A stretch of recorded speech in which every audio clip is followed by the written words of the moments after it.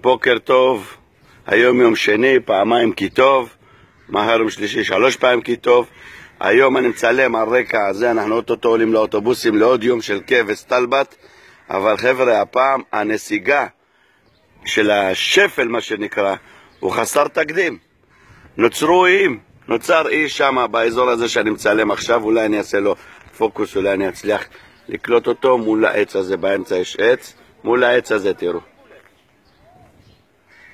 אתם רואים פה אי, זה נוצר אי בלב ים, בלב ים. כל הפס הזה שאתם רואים, כל הפס הזה שאתם רואים, זה הפס הזה, אתם רואים אותו? זה יבשה, זה אבנים כאלה.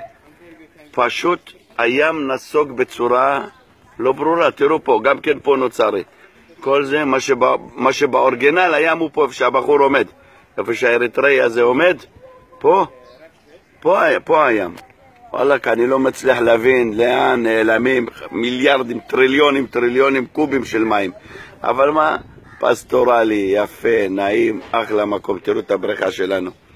איזה בריכה, יש 3 בריכות כאלה במלון. תראו איזה נוף. איזה מדהים, יא ווארדיק. לקום בבוקר זה מה שאתה רואה מול העיניים. אבל הכל נהיה אי, נהיה יבשה אחת גדולה שם באופק. אני לא מבין מה קורה פה, אלוהים ישמור. ממש פס של... ככה זה, תהנו מהבר בלילה פה, דופקים בירות, וכל היפות של העולם נמצאות פה. מכל העולם, מאירופה, מאפריקה, מאוקראינה, מקייב. ככה זה מועדון זנזי בר. טוב, אנחנו בדרך לאוטובוסים, שיהיה לכם עוד יום של כיף.